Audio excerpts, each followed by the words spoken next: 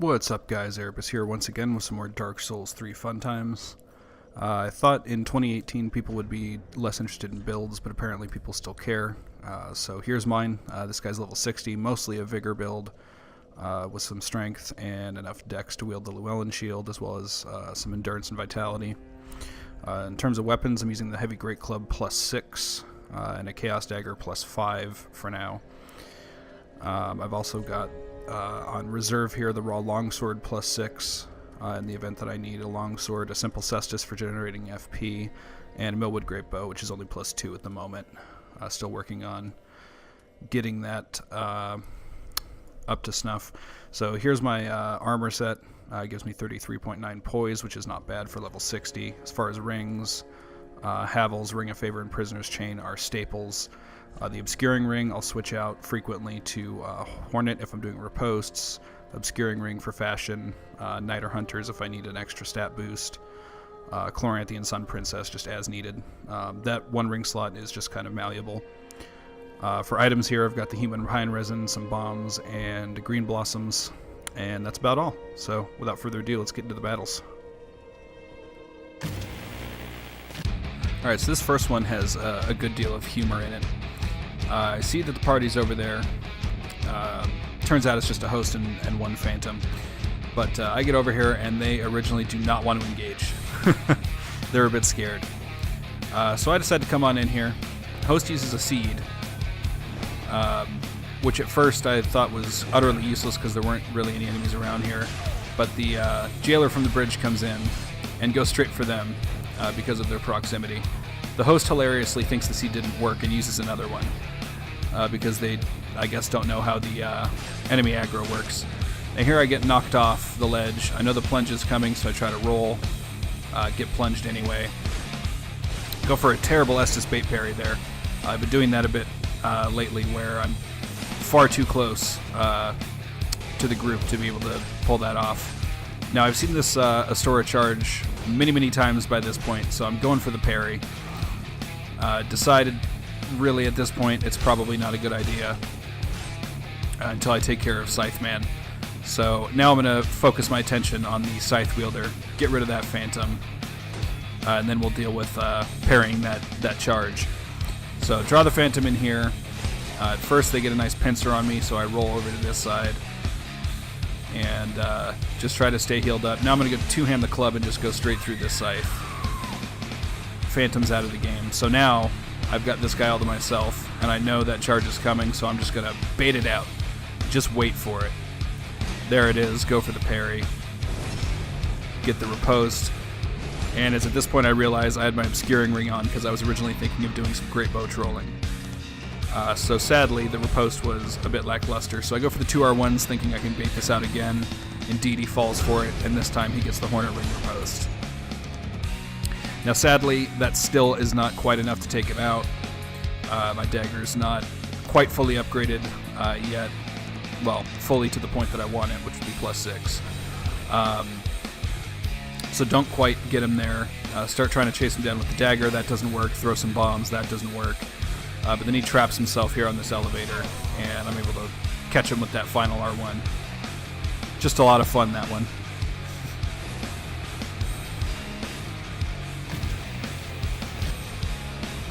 Now, next here, I couldn't find this host for a little bit. I was looking for him, and there we just ran right past each other. He was doing a good job of not getting toxic down below, so I never saw his health bar. Didn't think to actually look for him. Now here, go ahead and get him with this excellent combo. It's not a true combo with the Great Club, the R1, R1, R2. But the R1, R1 is, of course, if you land the first one, you're going to get the second one. And the R2 often is a beautiful roll catcher, so there are many situations where, you know, if you grab somebody with 2 R1s, they're going to try to get away from you, because it's going to do a lot of damage, and in many instances that R2 will catch them as they try to escape. So that was beautiful. Last chap had no chance. Sad for him.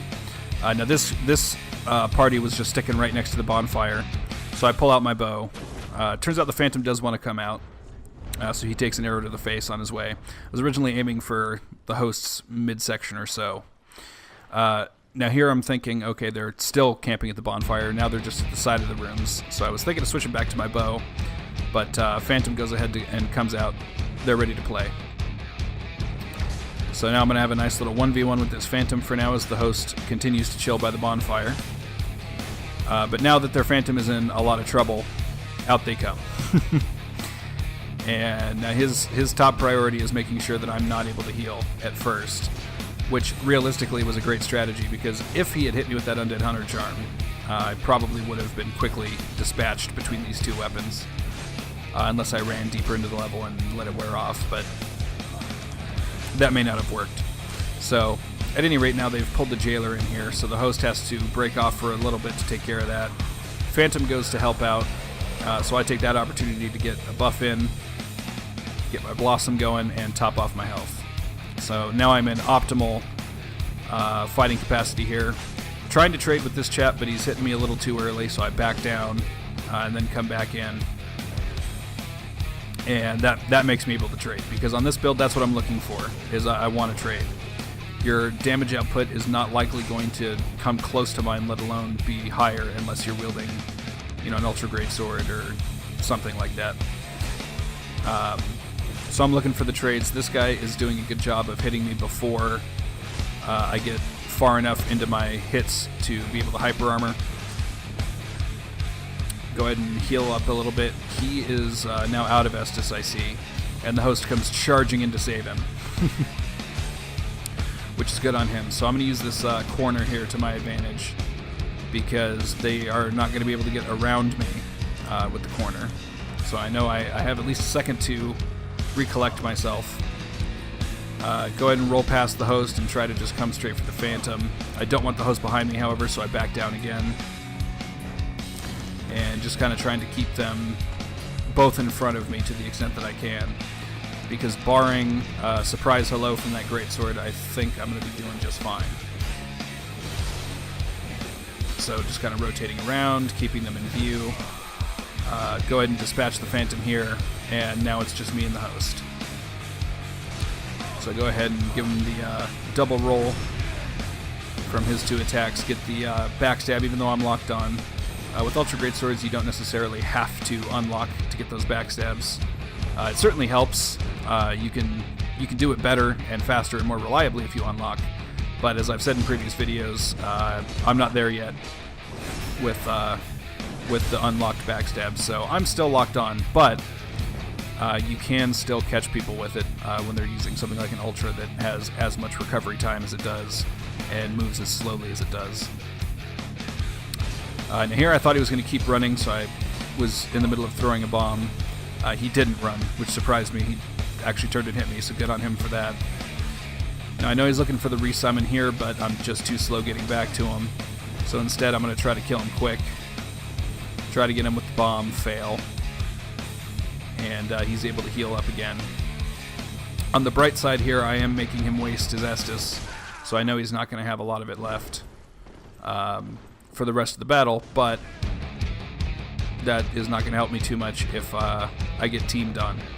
So he summons the same over-leveled Phantom again, and I decide I'm not going to play that game. I've already beaten them in this situation once, which I did more because it's a little bit more challenging without enemies or level hazards.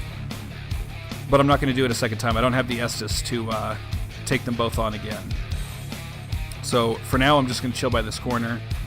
And the Phantom thinks perhaps that I'm hiding in one of the side rooms. So he's going to methodically go through and check each and every room. I get the idea that perhaps I should switch to my bow and try to either catch him in between rooms or catch the host as he just stands there watching this occur. But I end up deciding I don't have time.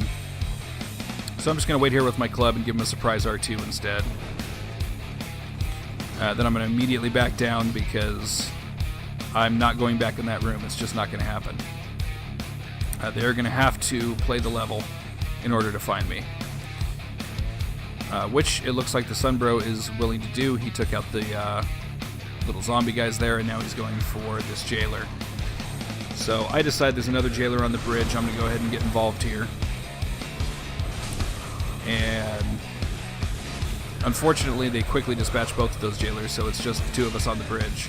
Now, this is a slightly more advantageous area for me versus the room, which has a lot of space to maneuver and get around me and so forth.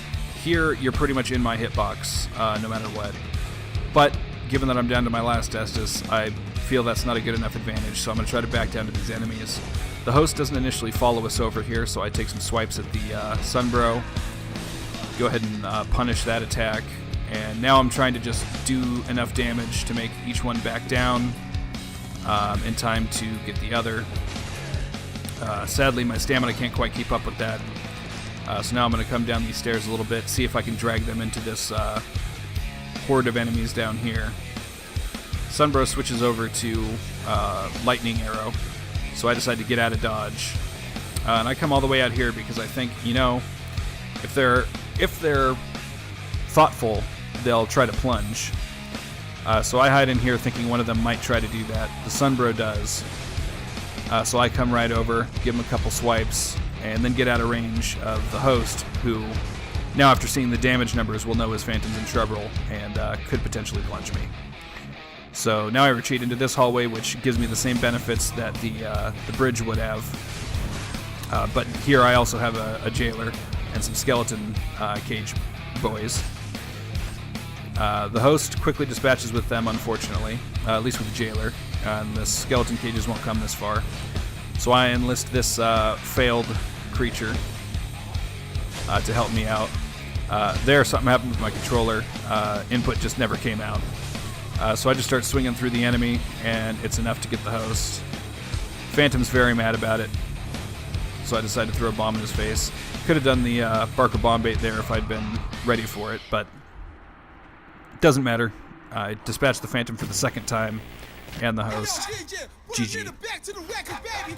Now here, this host is waiting for me in the swamp. They don't want to proceed with the level, and I decide I'm going to have a little fun with them instead. Go ahead and Millwood Arrow them right in the face. They are also toxic. This is a bad situation for them. I thought that they would rush up here, but I'm not sure why they didn't. Maybe they didn't know exactly where I was at. But at any rate, now this Bloodborne enemy comes over. I launch an arrow there without the weapon art blast, so it does absolutely no good. But the host is just standing there, so I'm able to peg them with another one. And that's all she wrote. Not a particularly good or bad invasion or anything, just it was a lot of fun, so figured I'd include it. Now this one's going to go from easy to hard mode to incredibly easy, based on the host's actions here.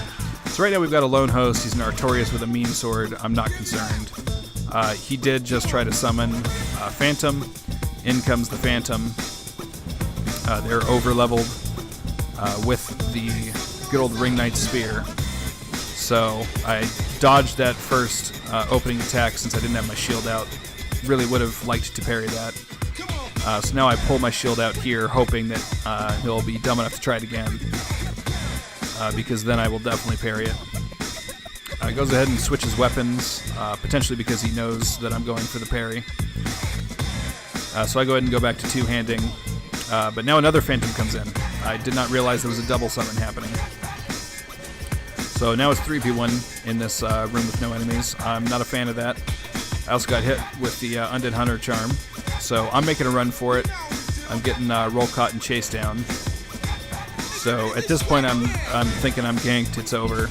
I'm not going to be able to get out of this one. But I charge straight for the Dragon Barracks through all these enemies. Now one of the Sunbros follows me with the host. The other Sunbro hung back, I think to take care of the PvE. So that gives me time to escape far enough and for long enough that I can get Estus. So now I'm on the host. He's the only one who came this far, and his health isn't doing great. So he's going to book it. He's going to back down for help. Now we've got these two. The third Phantom almost died, and I think ran in order to try to heal up. Somebody got this Wing Knight involved, which was a horrible idea, and now it's just easy. The host is Undead Hunter charmed. He can't heal. He's surrounded by enemies, including me. And and that was just poor strategy on this team's part. Now this last clip, it's actually 3 clips. The first 2 are going to be fast forwarded. I ran into a tryhard gank here in the good old profane capital. So they are here just for the purpose of ganking. And now at first I didn't know how many there were. Having a nice fight with the Sunbro, and here comes the whole squad. Now I come in here to try to back down. Each time I try to heal, I get punished by all 3 of them. Get stuck on the geometry and get put down. Pointed down at, and then the good old squat on my face. So I get back again, and I've got my obscuring ring on, and I've decided that I'm going to make sure I can get an eye on them before I plunge into the fray. Right there, I just put the obscuring ring on. Now I see this phantom trying to shoot at the gargoyle, I presume. But I have a teammate. So teammate's taking care of white, so I'm going to come over and take care of yellow. Unfortunately, my teammate runs, and I didn't realize it until it was too late, so the phantom comes up from behind and is able to dispatch me. Now I'm lucky enough to get the same world a 3rd time, and this time I'm going to be quite cautious. Teammate or no, I'm going to be defensive and play smart and try to pick these guys off one by one if I can. So I've got my, I'm nice and obscured here, and I'm just walking through this whole area to make sure that they're not here. Checked out by the swamp area to make sure they're not there. And here I find these 2 just standing next to the edge. So I'm going to go ahead and pull out my Millwood bow and take out this Sunbro. And I'm lucky enough that I do knock him completely off, and the Phantom just charges straight in. His ganking ways have made him far overconfident in his abilities. He thinks he can take me out by himself, which is a terrible, terrible mistake. So go ahead and get him with the R2 first, and from that point I'm content to trade because I've got the advantage. There's no way he can take that from me. So the last second he tries to get away, but he's fat rolling, so it doesn't help him. Go ahead and top off my health, and just like that, it's just me and the host. And I'm not afraid of this host. I don't know what they can do yet. All they've done so far is chuck bombs and potentially hunter charms. So I don't know what they can do, but I doubt that it's too much, because gankers usually are sloppy. So I'm expecting some more of that. He goes ahead and charges up there, so I know he's going to come in and try to be aggressive, and that's just the worst idea he could have had against a great club. So that's all she wrote. I really enjoyed that last one especially. Hope you guys enjoyed it as well. Thanks for watching.